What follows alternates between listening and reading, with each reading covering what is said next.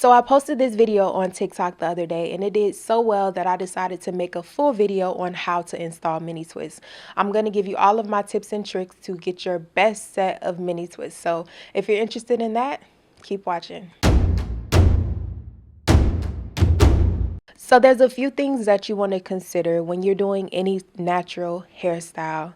And I think the most important thing is that you manage your expectation. Based on how much shrinkage you get, what your curl pattern is, your mini twists are going to look unique to you. And that's beautiful. The second thing you want to consider is what kind of products you're using. So when you're doing mini twists, you don't want to use anything that is going to define your curls too much. If you want them to have that fluffy and full look, then you're going to want to use the correct products. I decided to use my Moisture Defense hair milk along with my hair and scalp grease. Now the good thing about this combination is that the Moisture Defense hair milk is going to hydrate your hair, and my hair and scalp grease is going to protect you from moisture loss. Ultimately, the goal is to protect and grow and preserve your hair. So this combination in particular, before installing a protective style, is ideal. You want something that's going to hydrate and give you long-lasting moisture, and the high content of occlusive ingredients in the hair and scalp grease allows it to sit on the outside of your hair for longer than any other type of ingredients. Now, when it's time to put the products in your hair, you want to make sure that you're not adding too much. You don't want to drench your hair and weigh it down. You want to leave it, like I said, with some fluffiness. So my next tip is don't add too much product. That's really going to help you out, and it's going to give you the full results that you're looking for. When I went to install this style, of course, I started on freshly washed and conditioned hair.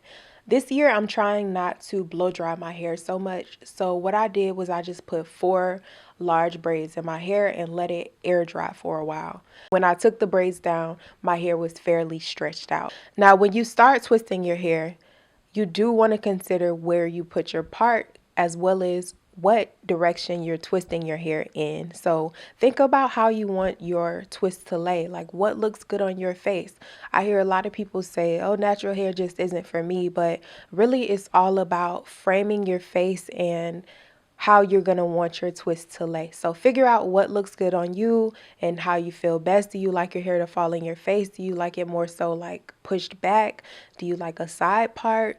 What do you like on you? And think about that and go from there, because it really will make a big difference in how you feel about your hair. Also, like I said, you want to consider the direction that you are twisting in. I did my middle part, and I knew that I wanted some of these front ones to kind of fall forward. So when I did those, I twisted in that direction and pulled my hair that way. Like they say, the devil's in the details, and that is going to make the biggest difference in how your hair looks and if you like it or not. The good thing about this hairstyle is because you're doing these so small, you're really not going to have to worry about parting.